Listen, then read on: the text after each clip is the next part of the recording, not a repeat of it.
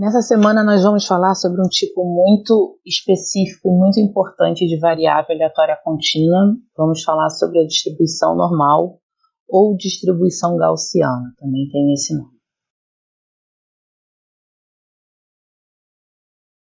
Então, o que é a distribuição gaussiana ou distribuição normal? Vocês vão ouvir com esses dois nomes, tá? Podem escutar curva gaussiana ou podem escutar mais normal é escutar a distribuição normal, tá? Então, uma variável aleatória x que tenha essa função de densidade, né, f de x é igual a 1 sobre raiz de 2π vezes sigma vezes exponencial de menos x menos μ ao quadrado sobre 2 vezes sigma ao quadrado, do x variando de menos infinito até infinito. Quando a minha variável tem essa função, a gente diz que essa variável tem uma distribuição normal com parâmetros μ, onde esse μ é a média, é o valor esperado do problema, e sigma ao quadrado, onde sigma ao quadrado é a variância do meu problema. Então, esses são os dois parâmetros, ou seja, para começar a calcular a distribuição normal, eu preciso saber qual é a média do problema, qual o valor esperado daquele problema e qual é a variância daquele problema, tá? Porque eu preciso desses dois valores como entrada, o sigma aqui, preciso colocar aqui, o μ preciso colocar aqui, tá? Então, a anotação é essa, a gente diz que x tem distribuição normal com parâmetros a média e a variância, tá? Essa função f, aqui esquisita, ela vai gerar esse gráfico aqui. Quando eu desenho a função f, ela tem esse desenho de sino, né? Que é a curva que a gente chama de curva normal. Então, isso é uma brincadeirazinha, né? Não confunda a curva normal com a paranormal. Não confunda a distribuição normal com a distribuição paranormal, né? Na verdade, ela tem esse desenhozinho de fantasma, né? Mas ela é bem conhecida como a curva sino. Então, vamos ver algumas propriedades dessa distribuição normal, tá? Então, essa é a nossa curva. Aquela função f, ela tem esse desenho bem característico. E desse desenho, né, a gente tem que lembrar agora que probabilidade é área, tá? Então, agora, o cálculo da probabilidade, desde a função uniforme, da função exponencial, está muito associada com a probabilidade ao tamanho da área que eu tenho embaixo dessa curva de probabilidade, tá? Então, essa curva normal que faz essa função que dá essa curva sino, ela tem algumas características muito importantes, que são as seguintes. Primeiro, o valor esperado é a própria média do problema. Então, a gente já sabia isso ali dos parâmetros, né? O valor esperado é a média μ. A variância vai ser dada por sigma ao quadrado, é a variância do problema, tá?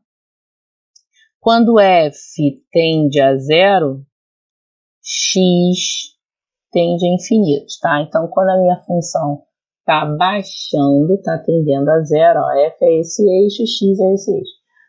F está baixando, f vai tender a zero, a minha probabilidade vai tender a zero quando x estiver tendendo para o infinito. Essa função ela chega muito próxima, mas ela teoricamente não encosta no zero. Então, nas extremidades, a minha função tende a zero. É isso que essa propriedade está dizendo.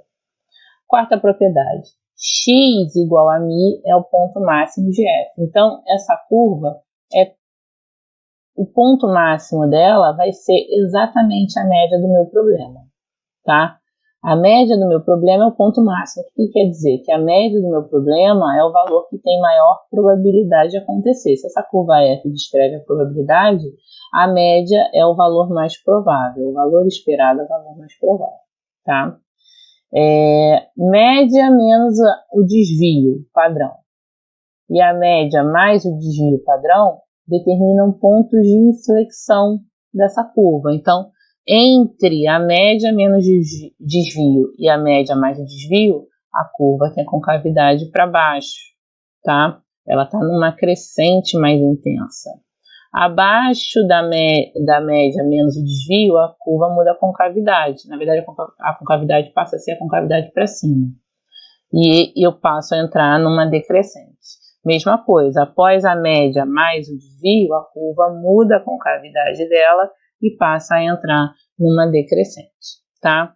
E finalmente a última propriedade, a curva normal, ela é simétrica em torno dessa média. Então essa média era o valor mais provável e tudo que acontece abaixo da média acontece exatamente da mesma forma, né, só que espelhado acima da média. Então isso quer dizer que essa média determina metade da área para baixo, metade da probabilidade abaixo da média, metade da área, metade da probabilidade acima dessa média. Então essa curva ela é bem dividida, além de ser dividida ao meio, ela é simétrica em torno dessa média. Então, outras características que essa curva F vai ter. Essa curva F que dá a distribuição normal, ela depende muito, absurdamente, na verdade, totalmente dos parâmetros μ e sigma, né? No exemplo anterior, nós já vimos já que o μ determina o centro dessa curva. Então, é muito importante saber quem é o μ para saber onde é o centro dessa curva, tá? Então, se eu tenho duas curvas, uma curva F em verde, uma curva F em vermelho, se eu tenho médias diferentes, elas vão ter posições no espaço diferentes. Por quê? Porque a média é o centro da minha curva. Então, se eu tenho a mesma variância para as minhas curvas, elas vão ser iguaizinhas no desenho. Mas se elas têm médias diferentes, elas vão estar posicionadas em lugares diferentes. Então, a informação da média é muito importante para saber a localização dessa curva normal. Então, a posição da média é importante para saber a localização da curva. Mas o valor de sigma, que é a variância, também é muito importante para saber qual vai ser a estrutura dessa curva, se ela vai ser mais estreita, se ela vai ser mais larga. Tudo isso vai depender do meu sigma, tá? Então, aqui eu tenho duas curvas, uma F em azul e uma F em vermelho, que têm a mesma média, então elas estão centradas no mesmo lugar. No entanto, as variâncias são diferentes, tá? Então, a variância da curva 2, que é a curva azul, é maior do que a variância da curva 1, que é a curva em azul, tá? Então, a variância determina aí o quanto essa curva vai ser larga, né? Se ela vai ser mais larga, é porque eu tenho a variância maior. Se ela vai ser mais estreita, ela vai ter a variância menor. Tudo isso por conta desse ponto de inflexão. A variância determina o ponto de inflexão. Então, se eu tenho um desvio grande, esse meu ponto de inflexão vai se deslocar para um lugar mais afastado da média e minha curva vai ser mais larga. Se eu tenho um desvio pequeno, esse ponto de inflexão vai se deslocar para mais próximo da média e a minha curva vai ficar mais estreita, tá? Mas por que a curva sobe e a curva desce? Porque, na verdade, toda curva de probabilidade tem que ter a mesma área, que é a área igual a 1. Então, eu tenho que movimentar esse ponto de inflexão, que é dado pelo desvio padrão, sem mexer na área, ou seja, a mesma área que eu tinha aqui, que era uma área igual a 1, tem que estar nessa outra curva em vermelho, que também tem área igual a 1. Então, para afastar esse ponto de inflexão, eu preciso descer a altura da minha curva, tá bom? Então, com esses dois exemplos, nós conseguimos ver que tanto a média quanto a variância são informações essenciais no desenho dessa curva normal. Eu preciso saber a média para saber qual é a posição dessa curva no espaço e preciso saber qual é a variância para saber qual é a largura desta curva no espaço. É importante a gente perceber que essa curva normal, ela retrata muitas coisas, muitos fenômenos que são usuais de acontecer, né? Ele tem esse nome de distribuição normal justamente porque é o que se acontece normalmente, né? Normalmente, o valor com maior probabilidade de acontecer é a média. Quanto mais próximo da média eu estiver, maior a minha probabilidade, ou seja, mais alto o meu valor na função de probabilidade, tá? Quanto mais longe da média eu tiver, menor a altura da minha curva, menor a minha probabilidade de acontecer. Então, por isso que ela tem esse nome de distribuição normal, porque é o que a gente observa normalmente, né? Na natureza, muitos fenômenos têm esse costume de acontecer. A média, o que acontece em média é o mais provável, perto da média são os valores mais prováveis, a curva vai ter maior altura, porque ela tem maior probabilidade, e quanto mais longe da média eu estiver, menor a minha chance de acontecer, tá? Então, essa função ela é muito importante porque ela representa o que normalmente acontece. No entanto, essa função densidade, ela vai ter um problema, que é um problema muito sério matematicamente, né? A função que desenha esse gráfico, que é essa nossa função que a gente viu no início da aula, ela não é integrável analiticamente, ou seja, não existe uma técnica de integração que a gente conheça que resolva diretamente essa integral, tá?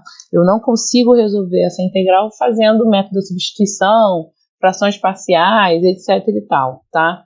Não existe um método para calcular essa integral. No entanto, ela é um desenho, ela representa, né, o desenho dessa função é o que a gente quer, é o que representa normalmente muitos fenômenos. Então, eu tenho uma função que representa muita coisa, mas que eu não consigo calcular a integral, ou seja, eu não vou conseguir calcular a área abaixo dessa função. Então, precisamos buscar outros mecanismos para calcular a área sobre essa curva, né? Eu vou ter que calcular essa área de uma maneira numérica, tá? Ou seja, numericamente, utilizando um método de aproximação, e não diretamente por um método analítico de integração.